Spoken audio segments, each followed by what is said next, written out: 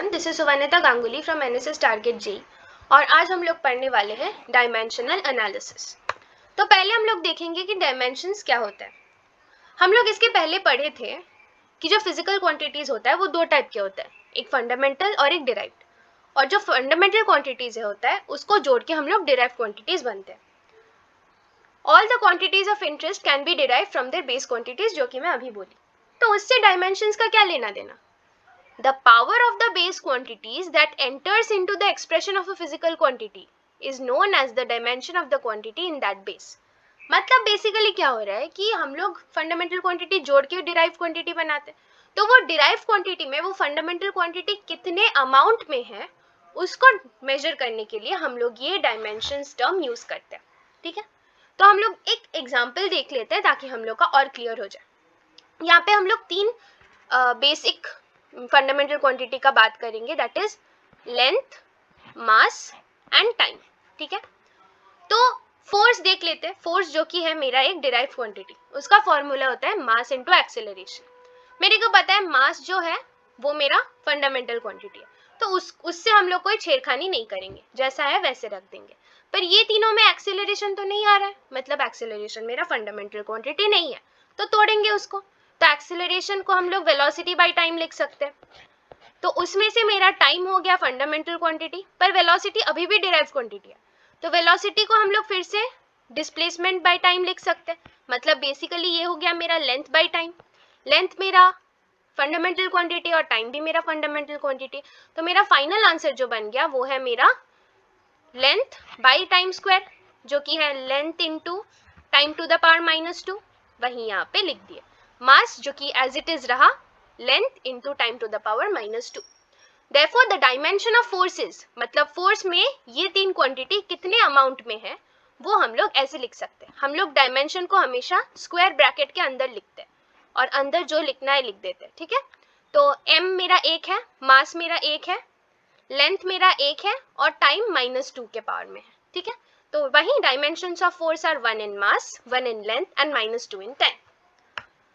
एक और एग्जाम्पल देख लेते हैं। वहां पे हम लोग का कोई फिक्स्ड क्वांटिटी नहीं था। एक और चीज बोल देती हूँ मैं, फंडामेंटल क्वांटिटीज का डायमेंशन होता है या कोई क्वांटिटी का डायमेंशन होता है, ऐसे कोई नंबर का डायमेंशन नहीं होता है, कोई कांस्टेंट का डायमेंशन नहीं होता है। तो एनर्जी का फॉर्मूला ले लेते हैं, हाफ mv², जो कि है मेरा काइनेटिक एनर्जी। काइनेटिक एनर्जी मेरा हाफ mv² है। तो डायमेंशनली हम लोग कैसे लिख सकते हैं, मास इंटू वेलोसिटी स्क्वायर। और मैं बोली 0.5 का कोई डायमेंशन नहीं है, it's a number, it's a constant, तो इसीलिए उसका कोई डायमेंशन नहीं होता है। तो सिमिलरली जैसे कि हम लोग पिछले के केस में देखे थे, मास, लेंथ और टाइम के रिस्पेक्ट में velocity is again not a fundamental quantity, तो हम लोग उसको तोड़ेंगे। फंडामेंटल वेलोसिटी को कैसे लिख सकते हैं, लेंथ बाय टाइम, पिछले एग्जाम्पल में ही देखे हम लोग, होल स्क्वायर है इसका।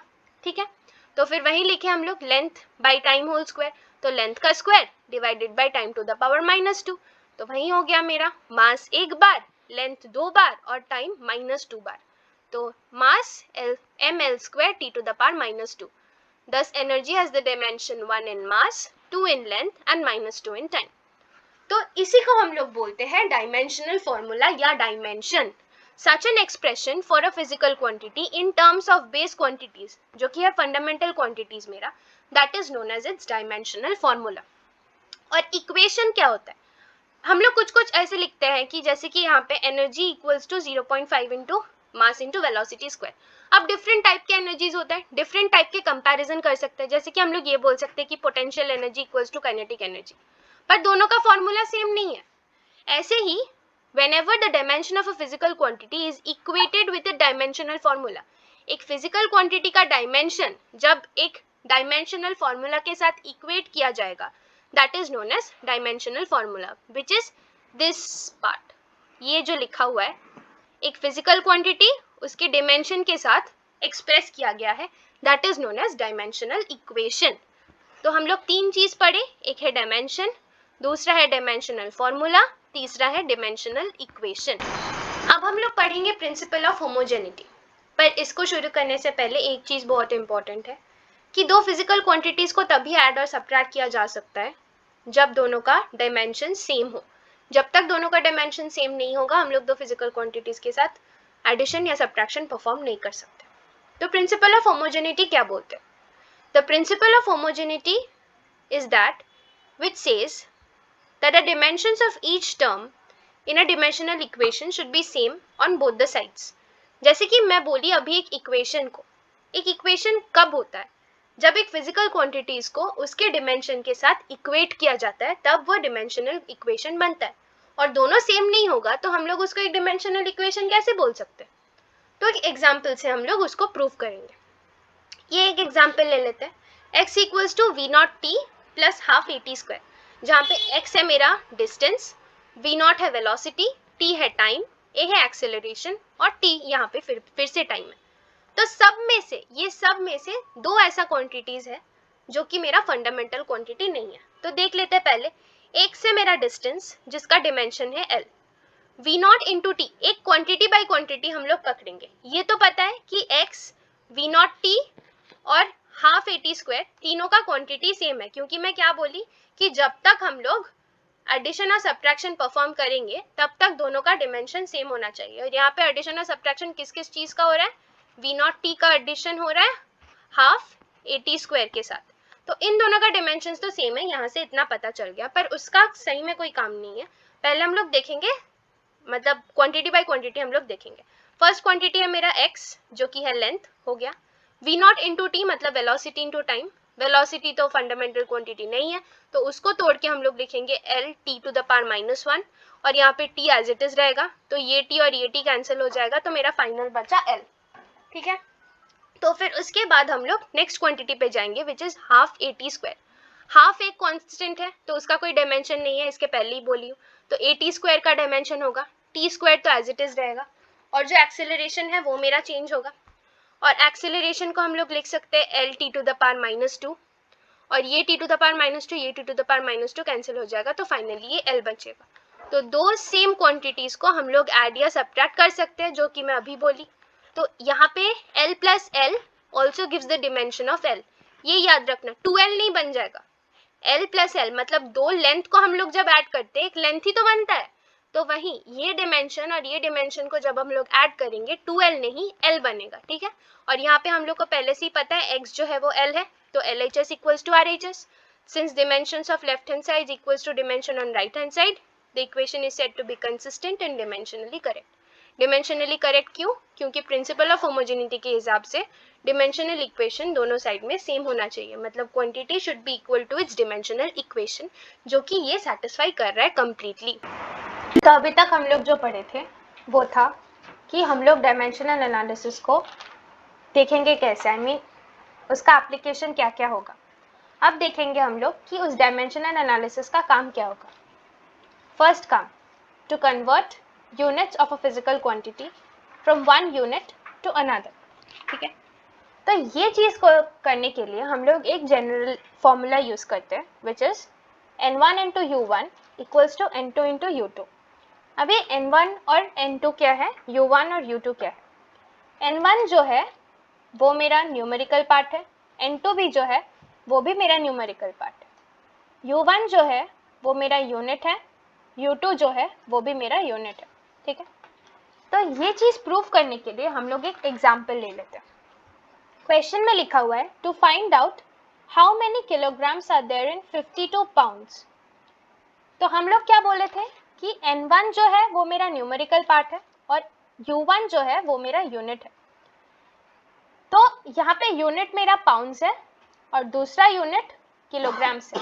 ठीक है, तो मतलब मेरा u1 इधर किलोग्राम ले सकते या तो पाउंड ले सकते, और उसके हिसाब से हम लोग बाकी का कैलकुलेशन करेंगे। अगर u1 पाउंड है तो उसके हिसाब से मेरा n1 होगा 52, और हम लोग को निकालना क्या है, अगर किलोग्राम मेरा u2 है तो उसका कॉरेस्पॉन्डिंग कितना n2 होगा वो निकालना है मेरे को। ठीक है, तो हम लोग एक जनरल फॉर्मूला में डाल देंगे वो, जो कि है ये, in this we have to convert pounds into kilogram. यहाँ पे वही बोला गया है, और ये बोला गया है कि 1 kg इक्वल्स टू 2.2046 lbs, मतलब it's the unit for pounds. Okay, तो हम लोग पहले ये जनरल जो फॉर्मूला है वो लिख लेंगे कि 2.2046 lbs इक्वल्स टू 1 kg। जहाँ पे मेरा LBS है U1, kg है U2, ये है N1 और ये है N2। अभी के इक्वेशन के हिसाब से ये मेरा सेटिस्फाई कर रहा है। तो मतलब अब हम लोग यूनिटरी मेथड यूज करेंगे। अगर इतने LBs 1 kg है तो 1 LBs कितना है, ये बस नीचे चला जाएगा, तो 1 डिवाइडेड बाई इतना अमाउंट ऑफ kg हो गया। और हम लोग को ये बोला गया है कि कितना किलोग्राम है इन 52 पाउंड्स वो निकालना है। अगर 1 pound equals to 1 by 2.2046 kgs है, तो सिमिलरली यूनिटरी मेथड यूज करके हम लोग ये निकाल सकते हैं कि 52 kgs equals to this much into 52, हाँ कि नहीं? तो वही किया है। Then 52 LBs equals to 52 into इतना kgs which is equal to इतना। कैलकुलेशन के बाद मेरा इतना आ रहा है। इतना हो गया मेरा conversion of units of a physical quantity from one unit to another. ठीक है, तो दूसरे में जाएंगे। दूसरा क्या है? To check the dimensional correctness of a given relation. ये हम लोग बेसिकली यूज करेंगे, इसमें हम लोग यूज करेंगे principal of homogeneity. Question same है जो हम लोग प्रिंसिपल ऑफ होमोजेनिटी में यूज किए थे, दैट इज दिस इक्वेशन। ठीक है, तो सिमिलरली हम बोल दिए थे x है मेरा लेंथ, v0 है वेलोसिटी, t है टाइम, a है एक्सेलरेशन, t स्क्वायर फिर से टाइम है। इन दोनों में से वेलोसिटी और एक्सेलरेशन मेरा फंडामेंटल क्वांटिटी नहीं है, तो हम लोग को उसको एक्सप्रेस करना पड़ेगा। ठीक है, तो x डिस्टेंस है जो कि l, उसका डिमेंशनल फॉर्मूला है। v0 into T velocity into time है, जिसका अगेन डिमेंशनल फॉर्मूला हम लोग निकाले थे, l है। a t स्क्वायर, इसका भी फाइनली डिमेंशनल फॉर्मूला मेरा l ही है, क्योंकि l t square l to t to the power -2 is acceleration और t square is time. So ये स्क्वायर और ये स्क्वायर -2 कैंसिल होके फाइनली मेरा l आ रहा है। ठीक है, और हम शुरुआत में ये बोले थे कि क्वांटिटीज को, सिमिलर क्वांटिटीज जो कि सिमिलर डायमेंशंस है, वो डिमेंशंस को हम लोग ऐड करेंगे तो वही डिमेंशन आएगा। तो मतलब अगर l को l के साथ ऐड करेंगे, दो लेंथ को ऐड करेंगे तो एक और लेंथ ही ना आएगा। तो वही यहाँ पे बोला गया, since dimensions of the left hand side equals to the dimension of the right hand side. Left hand side में x है विच इज l, और राइट हैंड साइड में जो भी आया मेरा l plus l which is again l। इसीलिए मेरा फाइनली ये डिमेंशनल फॉर्मूला कॉन्सिस्टेंट है और डिमेंशनली करेक्ट भी है। तो ये सब चेक करने के लिए हम लोग डिमेंशनल एनालिसिस करते हैं। अब हम लोग पढ़ेंगे तीसरा use, which is to establish relation between the physical quantities in the physical phenomenon. तो before going into what it is, हम लोग डायरेक्टली क्वेश्चन देख लेते ताकि आसानी हो जाए हम लोग को समझने में। एक क्वेश्चन है, suppose a Bob is hanging from a ceiling और उसका टाइम पीरियड ऑफ ऑसिलेशन किस किस के ऊपर डिपेंड करता है? लेंथ के ऊपर डिपेंड करता है, मास के ऊपर डिपेंड करता है और एक्सेलरेशन ड्यू टू ग्रेविटी के ऊपर डिपेंड करता है। तो क्या करना है कि हम लोग को एक रिलेशन निकालना है between time and other physical quantities. और एक चीज बहुत अच्छे से ध्यान रखना पड़ेगा कि यहाँ पे इक्वल टू नहीं, यहाँ पे बोला गया है कि ये डिपेंड करता है। तो जब ये वर्ड आ जाता है डिपेंड, तब एक एक्स्ट्रा क्वांटिटी आ जाता है which is the proportionality constant, जो हम लोग k से डिनोट करते हैं। ठीक है, let's time depends on the powers of x, y and z। यहाँ पे कहीं नहीं बोला गया कि लेंथ के कितने पावर, जैसे कि हम लोग लिखते हैं ना l square t to the power -2 ये सब वगैरह लिखते हैं, यहाँ पे ये सब कुछ नहीं बोला गया। तो मान लेते हैं कि l का पावर x, m का पावर y और ग्रेविटी का पावर z। ठीक है, then the equation becomes time period equals to some k times, जो कि हम लोग अभी यहाँ पे बोले proportionality constant, some k times length to the power of x, mass to the power of y and gravity to the power of z, जहाँ पे k is the proportionality constant। तो हम लोग इतना पता है प्रिंसिपल ऑफ होमोजेनिटी से कि दोनों का कांस्टेंट, मतलब दोनों का जो डायमेंशंस है सेम होना चाहिए। यहाँ पे टाइम पीरियड है तो टाइम का सारा डायमेंशंस लिखेंगे। जीरो ने मास नहीं होगा तो जीरो, लेंथ नहीं होगा तो जीरो, बस टाइम रहेगा।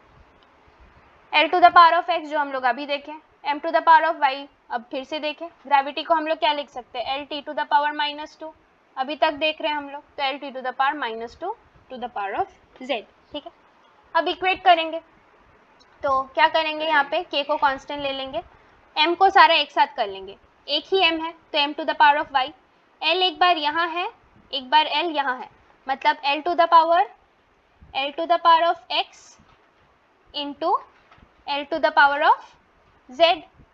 तो मतलब इंटू रहने से अगर बेस सेम होता है तो l to the power of x plus z हो जाएगा मेरा, ठीक है, तो वहीं लिखा हुआ है। और t का बस एक ही है, t to the power -2z, यहाँ पे वहीं लिखा हुआ है, ठीक है। अब इक्वेट कर रहे हैं क्योंकि प्रिंसिपल ऑफ होमोजेनिटी से पता है कि दोनों का साइड सेम होना चाहिए। तो यहाँ पे देखिए m का 0 है, यहाँ पे m का y है, तो 0 इक्वल्स टू y होगा। यहाँ पे x प्लस z 0 के समान है, x प्लस z 0 के समान है, तो यहाँ पे x प्लस z 0 के समान हो गया। और यहाँ पे -2, t का यहाँ पे -2z है, यहाँ पे 1 है, तो -2z इक्वल्स टू 1।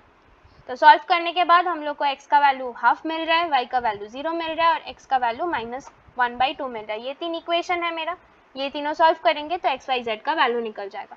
सब्सटीट्यूट करने के बाद हम लोग को t का ये वैल्यू मिल रहा है, मतलब हम लोग को क्या मिल रहा है कि t जो ये डिपेंड्स हो रहा है ना, ये जो डिपेंड्स वर्ड आ रहा है, तो हम लोग को एग्जैक्टली पता चल रहा है कि लेंथ का कितना, मास का कितना और ग्रेविटी का कितने के ऊपर ये टाइम पीरियड डिपेंड करता है। तो that is establishing relation between physical quantities in physical phenomenon, ठीक है। इसके बाद आखिरी चीज जो कि है मेरा ऑर्डर ऑफ मैग्नीट्यूड। ये is basically not related two dimensional analysis, but फिर भी ये बहुत इंपॉर्टेंट सा एक चीज है। ऑर्डर ऑफ मैग्नीट्यूड का प्लेन एंड सिंपल वर्ड में मीनिंग होता है 10 टू द पावर ऑफ कितना।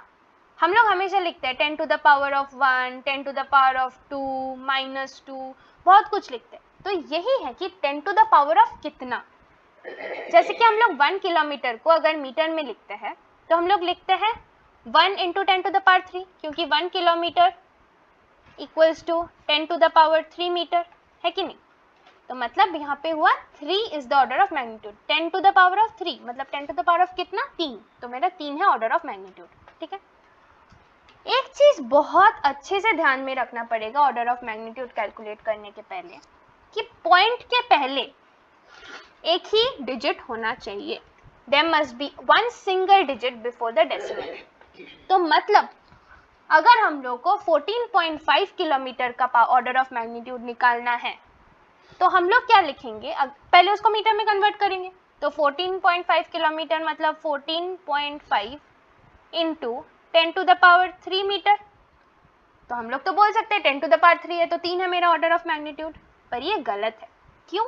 क्योंकि ये डेसिमल पॉइंट के पहले 2 डिजिट है, 14, इसके पहले बस एक डिजिट होना पड़ेगा तब जाके सही होगा।